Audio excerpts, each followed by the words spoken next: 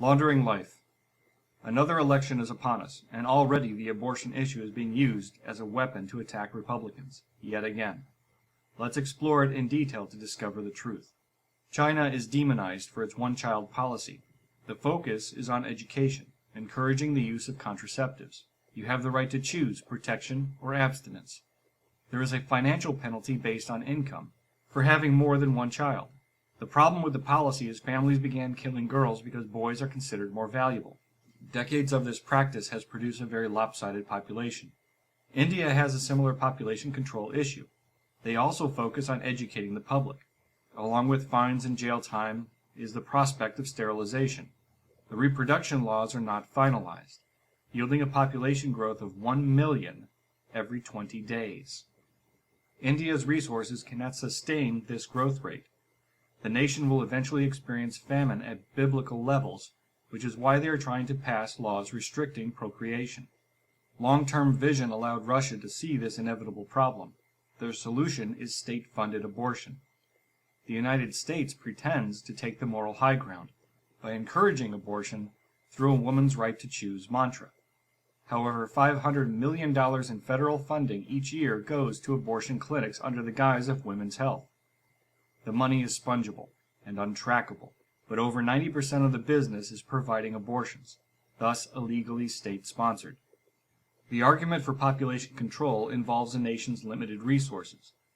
However, it created a fictional economy, with profits and jobs in the medical industry now dependent on it. A government with a complete DNA database of its citizens turns into a harvesting program, which is very dangerous and why the sale of human parts is illegal.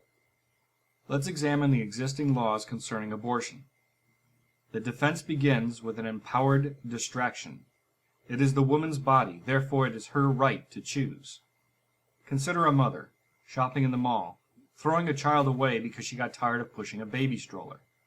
Police and social services would get involved. There would be fines and jail time. Why is nature's baby stroller treated differently? This pushes us into the next argument designed to justify the difference. The baby is not a human life. Consider kicking a pregnant dog, resulting in the death of all the canine babies. Police and social services would get involved. There will be fines and jail time. Does a human baby have less value than a dog? The defenders invoke a new strategy based on fear. What if the woman's life is in danger? The question is purposefully ambiguous. Aspirin could be a danger. But consider a kitchen fire causing a mother to run from a building, leaving her child inside. Police and social services would get involved. There would be fines and jail time because she is responsible for that life. The whole meaning behind the term guardian. Scrambling to breathe life into their side of the argument, defenders of abortion introduce another tragedy: rape and incest. Useful moral arguments, opened like an umbrella to consume the entire debate, allowing all abortions for any reason. The controversy becomes, is the psychological impact of rape and incest allowed to continue for 9 months, magnifying the emotional and mental damage? It presents a point of compromise. The heart begins beating at 18 days, with its own blood type, and is self-sustaining at 23 days. In the case of rape and incest, this is an allowable window. Not agreeable, but allowable prior to the heart beating. The fetus is not the only victim of abortion. It has an impact on everyone. There is an emotional cost that is difficult to quantify and sometimes even detect, but can have negative influence for years, even for the man. Promoting abortion becomes a way of justifying a bad choice by creating a large group, comforted by a "they did it too" argument. However, even rape and incest are subject to false reporting laws. Even though fines are typically low, no arrest does generate a financial punishment, along with jail time for the habitual. All arguments lead to laws prohibiting wanton abortion. The reasonable compromise is 18 days, the heartbeat law. Otherwise, it is murder. If it remains all prohibited or nothing, then expect more of the same. The remaining argument promotes fear. It returns us to the danger component, treated as a big step backward, reintroducing back alley procedures. This logic is deeply flawed. For comparison, it would be a lot safer to rob a bank if it wasn't against the law. But this is a laundering video. Abortion is just the laundering conduit. It is so emotionally charged, the sinister motive remains undiscovered, which is the whole point of laundering. Eugenics is social engineering at its ugliest. Simply put, undesirables should not reproduce. But who decides? In 1890, the progressive era begins. They hide their racism by exposing the nation to global cultures. Their devilish deception is rapidly accepted. The true face of evil is Margaret Sanger, a true racist who coins the phrase birth control, targeted at black communities, the undesirables in her mind. She is credited with getting sterilization laws passed in 30 states, a shameful 50-year period in American history. Why is this not taught in school?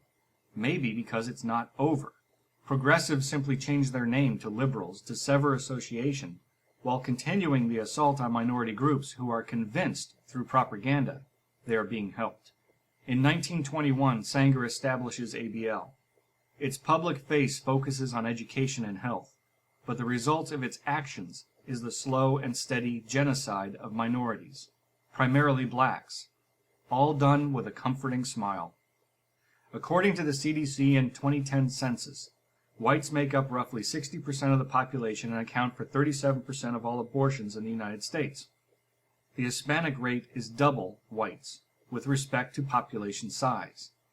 Blacks have the same abortion percentage as whites, but their population size is much lower, making the rate over 4 times higher. In some areas, more black babies are aborted than delivered. The principles of eugenics and ABL were weaponized in the 1930s against German citizens to prevent political dissent. It had nothing to do with engineering a super race. It was used to increase power.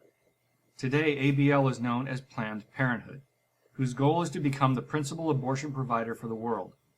In the States, 80% of their abortion clinics are in black neighborhoods.